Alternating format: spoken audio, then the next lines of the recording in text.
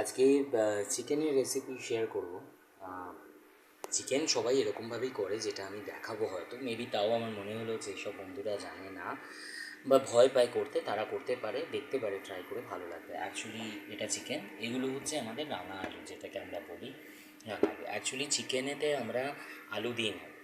যারা আলু খেতে চাও না, এখন সবাই খুব ডায়েট কনসিয়াস, তো তারা রাঙা আলু খেতে পারো ইজিলি চিকেনের সাথে। আর ভাই বলে আছে এনেছে, মোস্ট অফ দ্য তোমরা না লিন চিকেনটা নেওয়ার চেষ্টা করবে, কারণ চর্বি কম থাকে, মানে যেটাকে আমরা ব্রেস্ট পিস বলি সেটাই বেস্ট হয়। কিন্তু আমার ভাই এনেছে এখানে কিছু, বা পায়েরও একটা দুটো এনেছে, যেগুলো খাবে না অ্যাকচুয়ালি। খাওয়াটা ঠিক নয়, খেলে এটা ভালো থাকবে, এর মধ্যে প্রোটিন অনেক বেশি থাকে। তো যারা ডায়েটে আছো বা যারা ডায়েট করছো না তাদের জন্যও ভালো। আর রাঙা আলু সবার জন্য ভালো। ঘরে যদি সুগার পেশেন্ট থাকে, এখন সবারই মোটামুটি আমাদের ঘরে সবারই সুগার আছে, সবাই সবাই ডায়াবেটিক, তো তারা রাঙা আলু খেতে পারো। মানে খেতে পারো মানে একদম 1 কেজি খেয়ে নেবে না, বা এটা আমার চিকেনে দেওয়া হচ্ছে 1 কিলো চিকেনের মধ্যে এতটা দিতে পারো। এগুলো ছোটো বলে তাই এরকম, এবারে তোমরা বুঝে দিতে পারো যে তাকে দিলে যতটা দেওয়া নিজেরা খেলে। আলু ইউজ করলে না, তো আলুর থেকে বেঁচে গেলে। আলু খেতে ভয় পায় যারা ডায়েটে আছে, আমি ভয় পাই। তো আমি কীরকমভাবে করি, আমি না এটা এক ফোঁটা অয়েল দিই, জিরো অয়েলে চিকেন। এর আগে বহুতবার করেছি, তোমরাও জানো, হয়তো তোমরাও করেছো অনেকেই। তো জিরো অয়েলে চিকেন কীরকমভাবে করে সেটা দেখাবো। আচ্ছা, এটা হচ্ছে সেই পেস্ট যেটা আমি পাস্তার জন্য রেখেছি। আমি একসাথেই এটা করে দেখিয়ে দিচ্ছি, পুরোটাই আগে মাখিয়ে নিচ্ছি। পেঁয়াজটা শুধুমাত্র, পেঁয়াজটা তো আগে করেছিলাম বলে পেঁয়াজটা নিচে রয়ে গেছে, আর ওপরে কাঁচা লঙ্কা আদা দিয়ে যেটা করেছিলাম, তো পুরোটাকে আগে মাখিয়ে নিলাম। এর থেকে কিছু কমিয়ে চিকেনের মধ্যে একটু বেশিই লাগবে, চিকেনের মধ্যে অনেকটাই লাগে। জিরো অয়েল চিকেনের জন্য সবার জন্য ভালো। একে তো লিন পিস, তারপরে হচ্ছে যে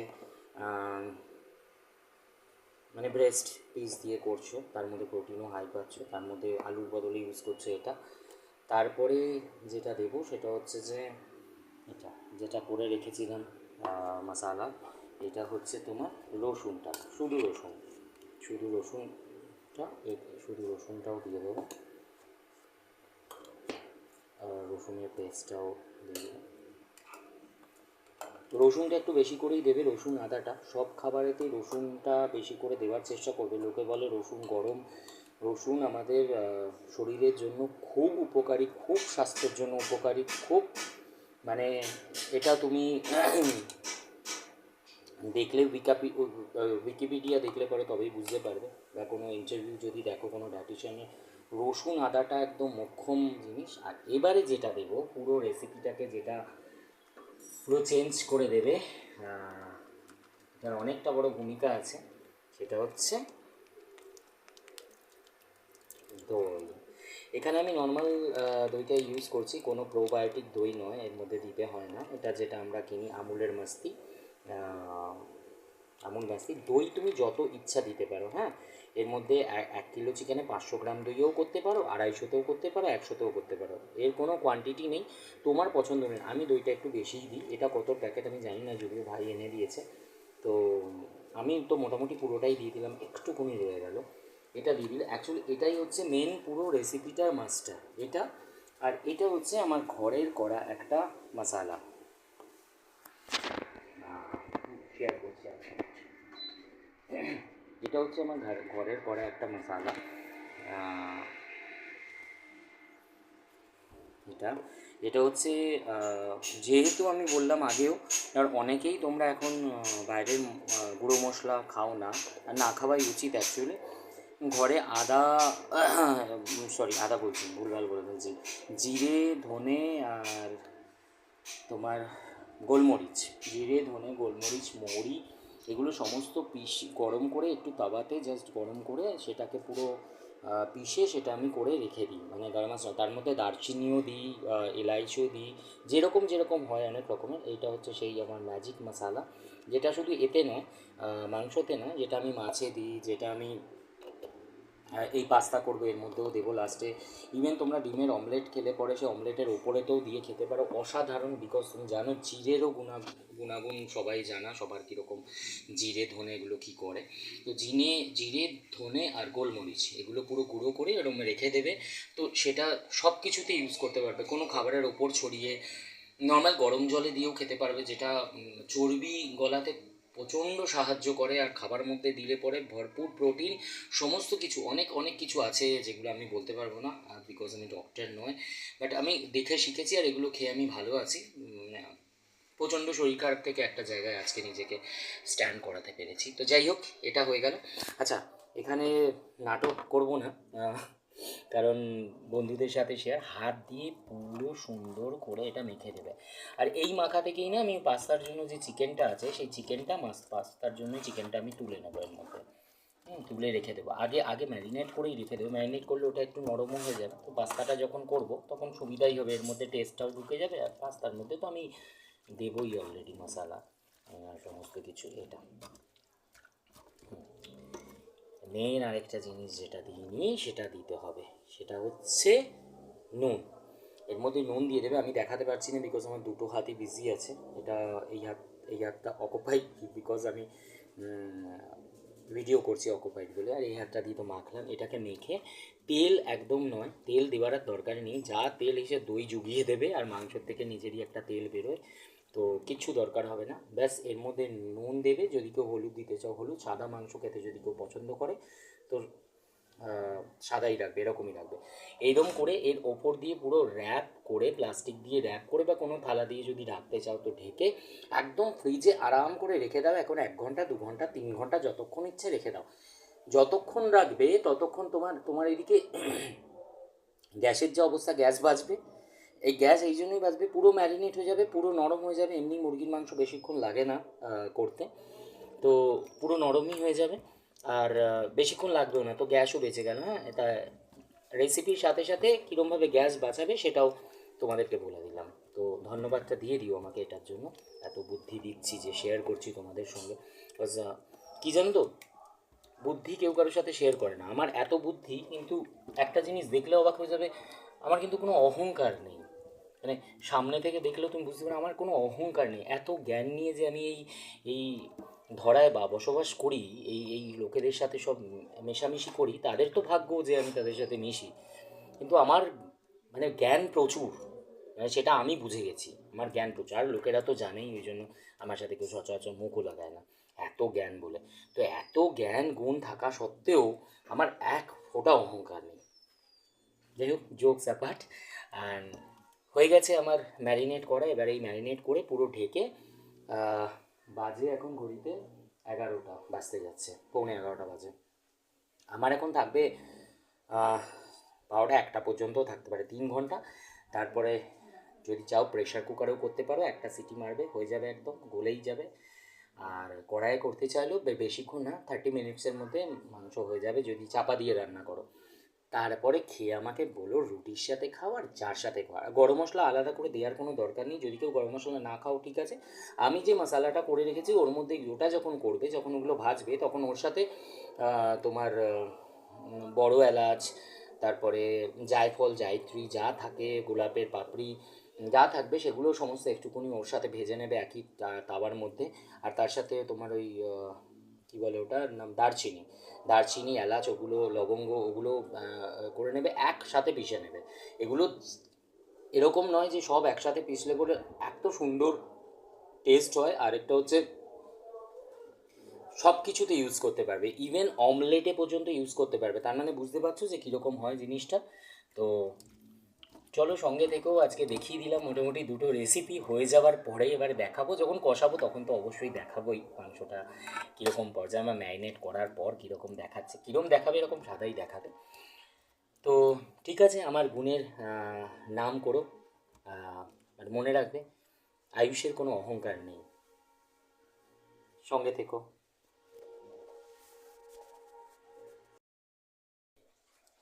ব্রেকফাস্টের পালা শেষ, এইমাত্র ব্রেকফাস্ট করলাম। আগের ব্লগেতেই দেখতে পাবে তোমরা যে পেনে পাস্তা যেটা আমি করেছিলাম, ওটা দিয়ে ব্রেকফাস্ট করলাম, বন্ধু এলো খানিকক্ষণ আগে, এই সময় ব্রেকফাস্ট করলাম, জানি না লাঞ্চ কখন করবো, এখনও রান্না হয়নি।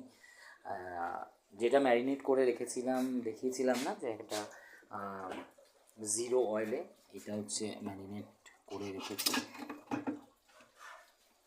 তোমাদের দেখানোর জন্য বার করিনি। পাস্তা তো হেট হয়ে গেছে আমার, বন্ধু বলেছে দারুণ হয়েছে, আর আমি খেয়েও দেখলাম খুব সুন্দর হয়েছে। নিজের হাতের জিনিস নিজের ভালো লাগে না অতটা, বাকিটা ভাই বলবে। দেখো কি সুন্দর হয়েছে, দেখো ম্যারিনেট করার পর। আমি যেহেতু হলুদ দিই না খুব একটা, তো আমি এরকম হোয়াইটই করব। আর কড়াইয়ের মধ্যে আমি তেল দিইনি, এটা পাস্তার কড়াইটাই, আমি আর ওটাকে আর ধুইনি, কারণ সেরকম কিছু লেগে নেই বলে আর ধুলাম না। আর যেহেতু তেল দেবো না, তো এটা ডাইরেক্টের মধ্যে দিয়ে দেবো। হ্যাঁ, শুধুমাত্র এটা দেবো তেজপাতা। আমরা এটা ইউজ করি, এই তেজপাতা এই জন্য ইউজ করি, খোলা যে তেজপাতাগুলো মার্কেটে পাওয়া যায় দোকানে, আগে ওগুলোই ইউজ করতাম। ওগুলো না পিন দিয়ে পিন করা থাকে, ওই পিনগুলো খুব কোনো রকমে যদি ভুলবশত ওই তেজপাতা বার করতে গিয়ে কোনো পিন যদি কিছুর মধ্যে পড়ে যায় রান্নাবান্নার মধ্যে, তো প্রবলেম হতো। পিন দেওয়া কোনো জিনিসই নিই না, এখন যাই কিনি বিগ বাস্কেট থেকেই কিনি। আর এটা খুব ভালো, আমরা বহু বছর ধরে ইউজ করছি, রয়্যাল অর্গ্যানিক্স, দেখতে পারো। এই তেজপাতাগুলো খুব ভালো, খুব পরিষ্কার, ধুতে হয় না। নয়তো নর্মাল তেজপাতা আমরা ধুই, মাদেরও দেখেছি ধুতে, আমাদের ধুতে হয় না। তো আমি একটু তেজপাতা বেশিই দিই সবেতে, যাই রান্না করি তার মধ্যেই একটু বেশিই দিই তেজপাতা। তো 4-5টা তো দিয়েই দিই, 4টেই দেবো এটার মধ্যে।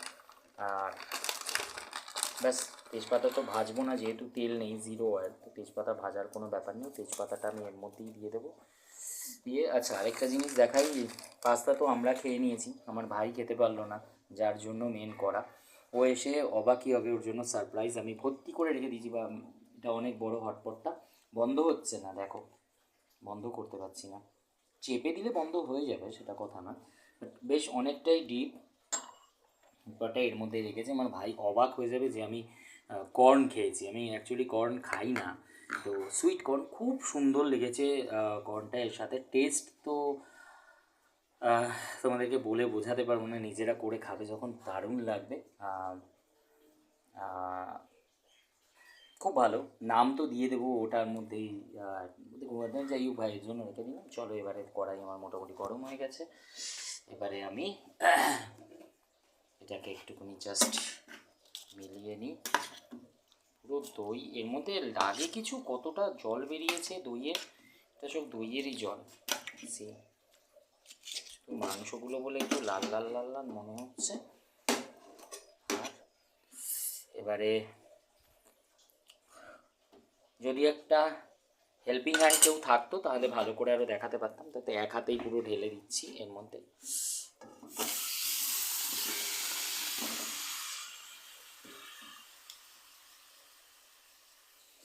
এটাকে পরেই আবার বাঙালিতে আমাদের যা অভ্যেস সেটাই করবো, এটার মধ্যে জল দিয়ে সেই জলটা দেবো, তবে এখন না, খানিকক্ষণ কষানোর পর। আচ্ছা, এটার মধ্যে আর কিছু দিতে হবে না, সমস্ত মশলা দিয়ে ম্যারিনেট করা ছিল। একটুকুনি, বেশিক্ষণ লাগবে না, হাফ অ্যান আওয়ার, বেশিক্ষণ লাগবে না, হাফ অ্যান আওয়ারের মধ্যে হয়ে যাবে। তেজপাতাগুলো আর ভাজলাম না, তেজপাতা এরমভাবে দিয়ে দিলাম, তাতেই খুব সুন্দর টেস্ট হয়ে যাবে। আর রাঙা আলুগুলো দেখো অলরেডি সব কিছুই মজে গেছে, যেহেতু ম্যারিনেট করা ছিল। এবারে এটাকে জাস্ট একদম সিম করে দিয়েছি গ্যাস, ব্যাস এটাকে এখন আমার সেই খুব দামি জিনিসটা জার্মানির, সেটা দিয়ে একদম পুরো চাপা দিয়ে দিলাম। এবারে হতে থাকবে সিম, এটা হয়ে যাবে। আর এখানে বসাবো আমার রাইসটা প্রেশার কুকারেই করবো, কিন্তু আমি রাইস অ্যাকচুয়ালি ব্রাউন রাইস খাই আমি, সাদাটা অ্যাভয়েড করি, কিন্তু মোটা হয়েছে, ওয়েট বেড়ে গেছিলো, তাই জন্য এখানে আমার সমস্ত জিনিসপত্র রাখা থাকে টপ সিক্রেট প্লেস অন্যদের জন্য। এটা হচ্ছে কিনোভা, এখন এই কিনোভাটাই খাই, যা রেখেছি। আর ডালিয়াও বলতে পারো এটাকে অ্যাকচুয়ালি, দেখাচ্ছি, খাই, এটা আমার ভালোও লাগে। ডালিয়া আমি এমনি করি, এর মধ্যে কিছু দিই না, কিছু দিয়ে করতে পারো অবশ্যই, তবে আমি এমনি খাই, এতটা এনাফ একার জন্য, তাও বেঁচে যায়, এতটা খেতে পারি না। তো ডালিয়া করে নেব, ডালিয়ার সাথে চিকেন।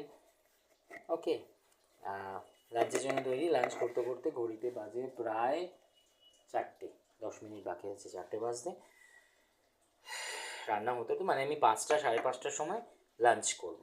ব্রেকফাস্ট এইসবে 5টা 5:30টায় লাঞ্চ। তোমরা তখন তোমাদের আবার টিফিন খাওয়ার সময় হয়ে যাবে, ইভিনিংয়ের স্ন্যাক্স তোমরা খেয়ে নেবে, চা কফি তোমাদের হয়ে যাবে, খেয়ে আবার রাত্রি 9টা 10টার সময় যারা যারা খাও তাদের আবার খাবার রেডি হয়ে যাবে, কিন্তু আমরা খাবো রাত্রি 2টো 2:30টার সময়। চলো, ব্লগ এখানেই শেষ করলাম। মাংসটা হয়ে যাওয়ার পর দেখাবো কীরকম মাংসটা হলো। শেষ করছি না, সরি, সঙ্গে থেকো, মাংসটা দেখাবো যে মাংসটা অ্যাটলিস্ট কীরকম গিয়ে দাঁড়ালো।